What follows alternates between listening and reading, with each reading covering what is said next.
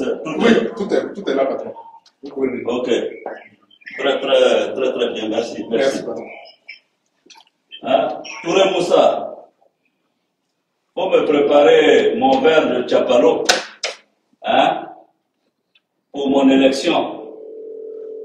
Le champagne, ce sera quand on sera élu président de la République. Bon, donc si vous êtes prêts, on peut y aller, hein.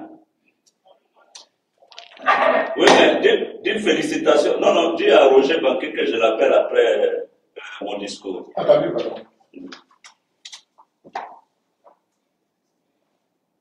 Si vous êtes prêts, vous me dites. On est prêt, patron. Ok.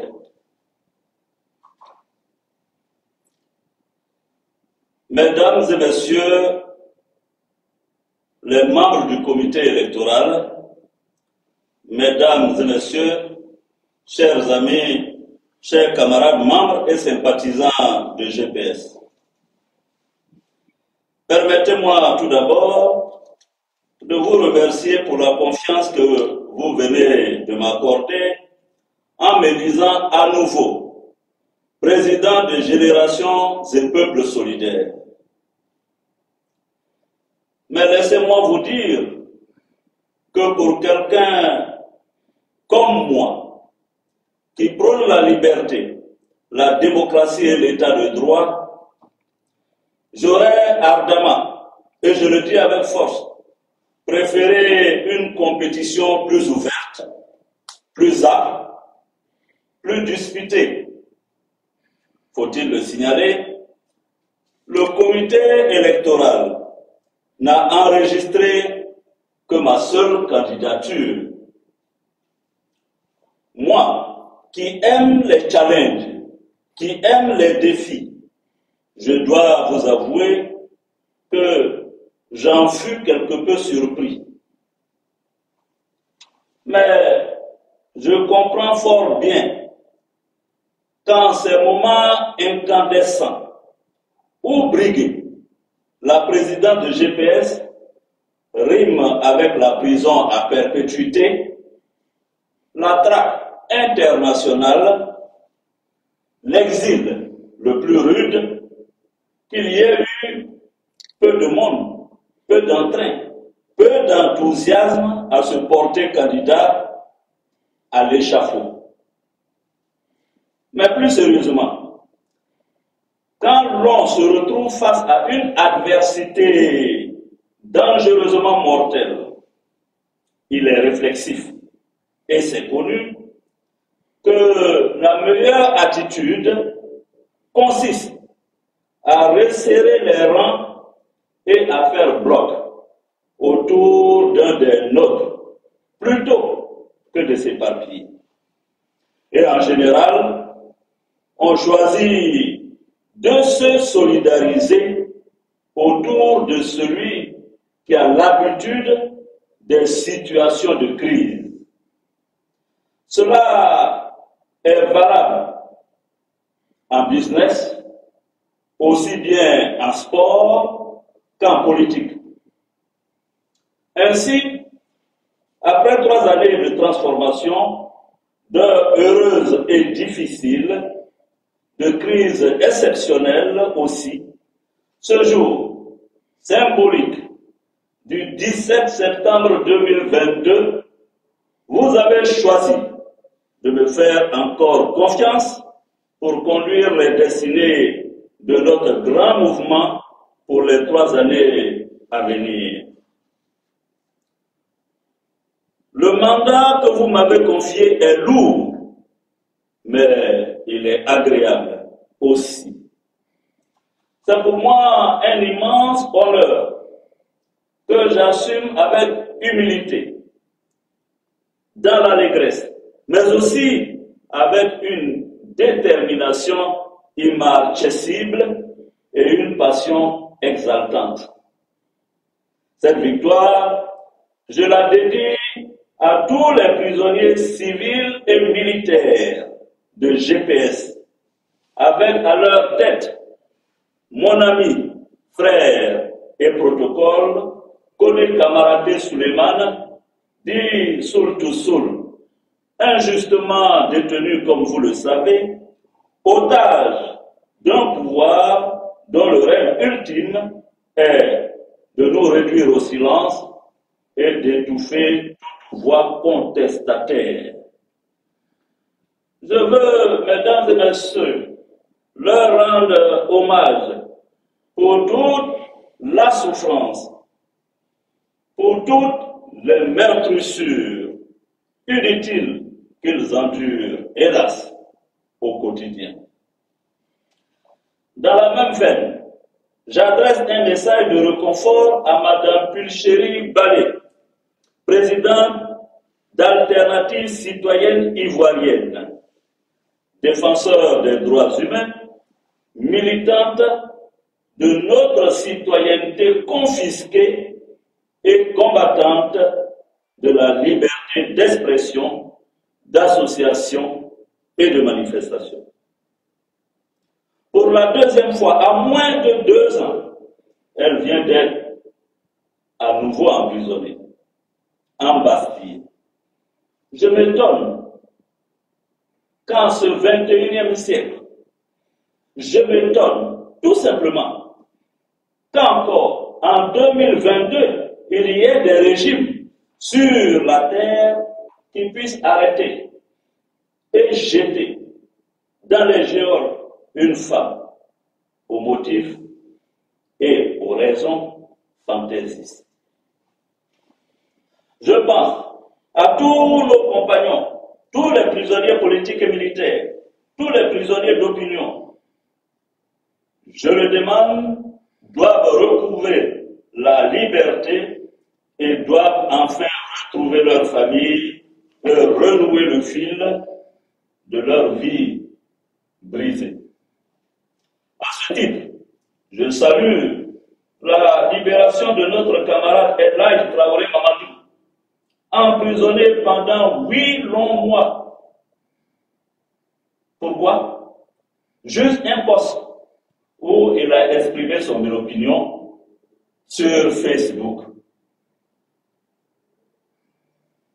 en parfaite harmonie avec notre Constitution qui autorise la liberté d'expression et de pensée. Mes chers amis, je ne vous cacherai pas ma satisfaction devant toute la mobilisation qui s'est faite autour de cette élection. C'est un enseignement. Au départ, d'aucuns, certains, auraient pu être sceptiques quant à la volonté que j'ai manifestée pourtant d'aller au renouvellement des instances de notre mouvement, et ce, dans les délais prescrits par nos textes. J'ai tenu à ce que nos textes soient intégralement respectés. Et vous le constatez, je me suis, avec enthousiasme et volontairement soumis au vote, dans des conditions extrêmement difficiles, sans chercher à me défausser sur la situation de crise qui est imposée à GPS. Agissant ainsi, GPS, dans sa dynamique et sa logique de faire la politique autrement, veut enseigner aux hommes politiques ivoiriens qu'il faut à chaque fois respecter les textes, respecter sa parole, respecter la démocratie. À cet égard, j'exprime ma profonde gratitude à toutes celles et à tous ceux qui se sont impliqués pour la réussite de ce pari, de faire des élections alors qu'on est en exil, et que d'autres, nos camarades, sont en prison. Je tiens à remercier le comité électoral et son président, M. Lat Awanzi, pour l'exemplarité du processus qui a été déployé pour mener à bien cette élection. Je salue le professionnalisme avec lequel il nous a amenés tous à faire cet exercice délicat, émaillé de contestations. Et oui, il y a eu des contestations en tout genre, auxquelles, cependant, et je le salue, il a fait face avec rigueur, sans faiblir, dans le respect respect des procédures que nous nous sommes librement fixées. À présent, je veux me tourner vers tous ceux qui ont rendu cette victoire possible et dire du fond du cœur, merci à tous ces électeurs de GPS qui m'ont accordé leur suffrage et à tous ceux qui se sont rendus dans toutes les régions, dans toutes les délégations régionales pour porter notre message et faire entendre notre voix. Je salue mon équipe de campagne, mes directeurs de campagne associés, M. Kwabran Messou et Mme Anne-Marie Bonifon, ainsi que mes directeurs de campagne adjoints, plus leurs collaborateurs, qui n'a ménagé aucun effort en allant courageusement par Mont et par Vaux à la conquête des électeurs. Je suis fier du travail formidable qu'ils ont abattu et pourtant sans grand moyen. Merci enfin à toute la grande famille de GPS, sans exception, notamment aux membres des partis et mouvements proches qui ont volontairement, spontanément contribué, chacun à sa manière, à sa façon, à donner un cachet coloré à la campagne. Je n'oublie pas ici nos militants de la diaspora pour les beaux moments, les beaux rassemblements qui ont été organisés et qui ont permis de confirmer une fois de plus que GPS est une réalité qui transcende les frontières ivoiriennes. J'adresse mes vives félicitations à Mesdames Buisson Suzanne, que j'embrasse chaleureusement, à Madame ma tante Djeneba Silla, que j'embrasse aussi chaleureusement, qui ont été élus au poste de commissaire au compte par la même occasion. J'attends d'elle qu'elle mène avec rigueur et transparence la mission qui leur a été confiée. Chers camarades, l'élan de mobilisation que nous avons pu constater, bien que l'enjeu soit interne à notre mouvement, montre que nos militants ont soif de démocratie, de liberté et d'un nouveau leadership. C'est dans cette mobilisation, je vous le dis, que j'entends puiser l'énergie nécessaire pour consolider notre appareil politique afin de le conduire vers l'objectif que nous nous sommes fixés, à savoir conquérir le pouvoir d'État, non seulement pour gouverner autrement, mais aussi et surtout pour bâtir la Côte d'Ivoire des possibles. C'est dans un esprit de service que je me tiens là, devant vous, pour relever le défi de cette nouvelle présidence.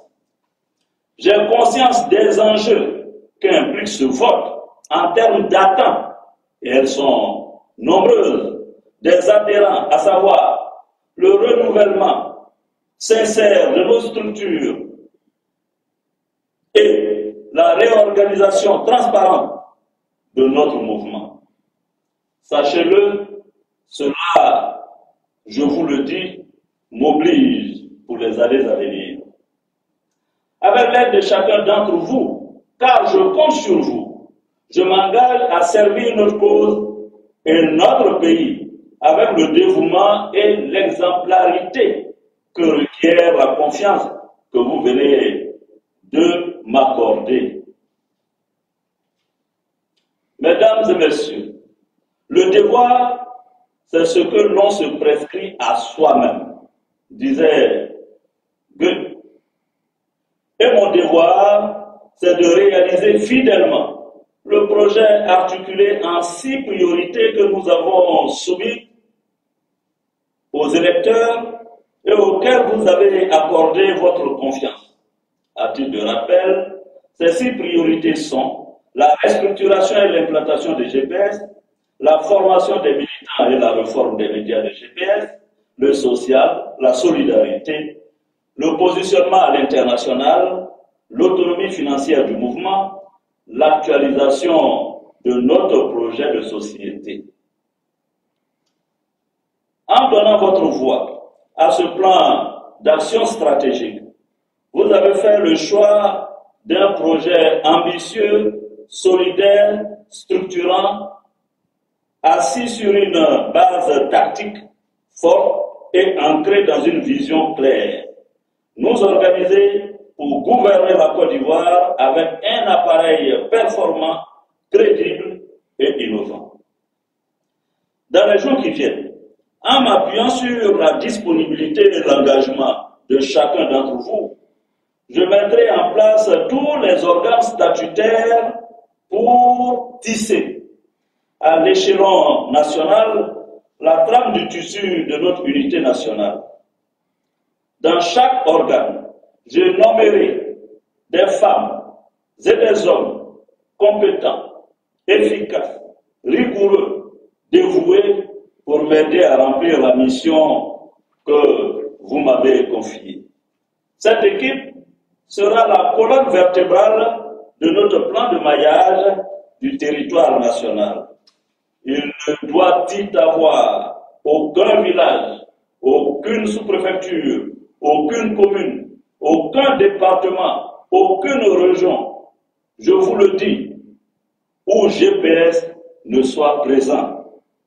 Tous, nous devrons être les fourmis d'une organisation méticuleuse qui tisse une toile dans tout le pays.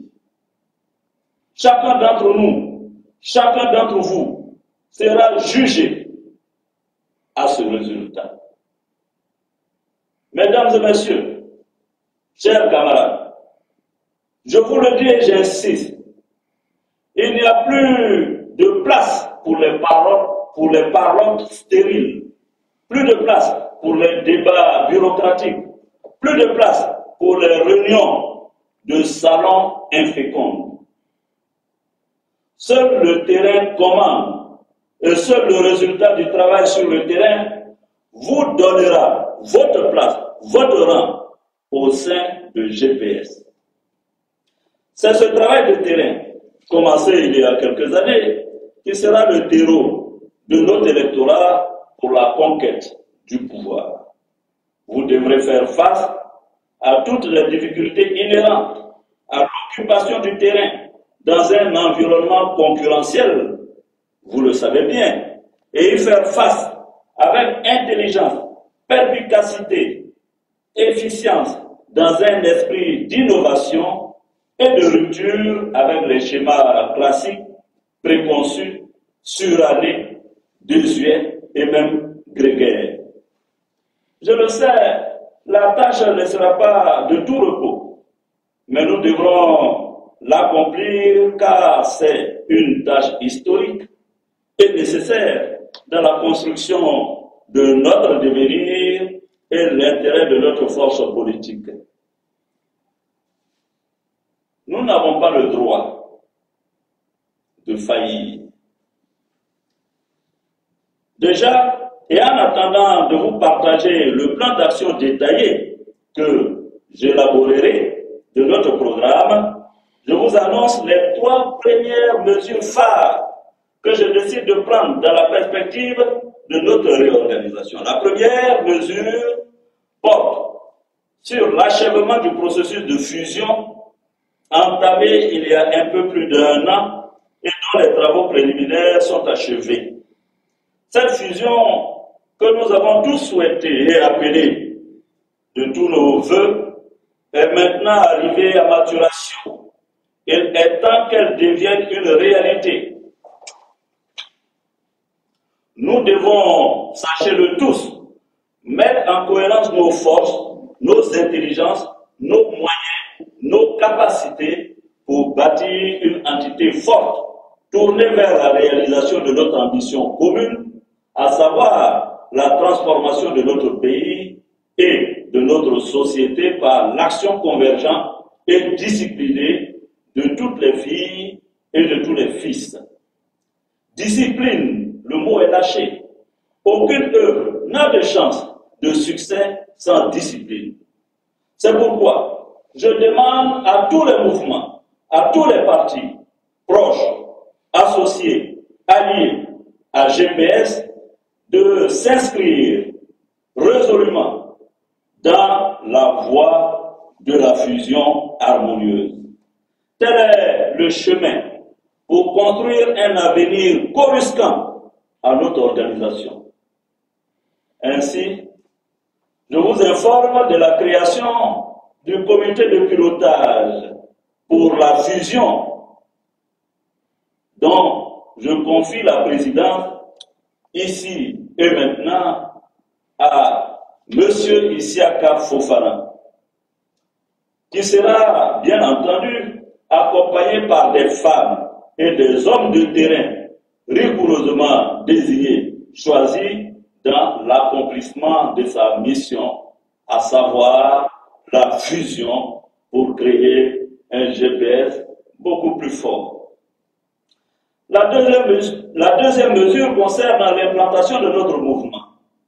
Une véritable réorganisation et un meilleur encadrement des bases est la clé de notre succès. Je vous le dis, ce sera le point pivotal, le point nodal de la mission qui sera confiée à tous ceux qui auront à charge d'animer les démembrements territoriaux et de l'extérieur de notre organisation. À ce titre, et en parfaite cohérence avec notre ambition de justice, d'équité et d'égalité entre tous les militants de GPS, j'estime que tous ceux qui auront la responsabilité de conduire notre mouvement au plan local devront être issus d'élections ouvertes et transparentes. La démocratie que nous appelons tous de nos vœux au plan national commande qu'en notre propre sein, nous soyons irréprochables à ce niveau. Tous les dirigeants locaux seront donc choisis par la base à travers des élections. Vous l'avez constaté, à mon propre niveau, personnel, je me suis soumis aux élections. Et ce sera, je le veux, la règle pour tous. Toutefois, au regard de la jeunesse de notre mouvement et de la période sensible qu'il traverse en ce moment, l'option de l'élection pour le choix des responsables locaux sera déployée prioritairement, mais progressivement, là où cela est déjà possible. En d'autres termes, les désignations et autres nominations que nous serons amenés à prendre seront des accommodations d'opportunités. La troisième mesure est relative à la réforme des médias de GPS.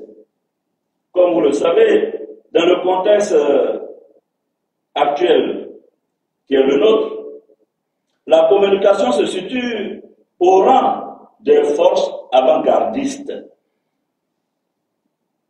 tout en saluant le travail qui a été accompli jusque-là. Force est de reconnaître ces pas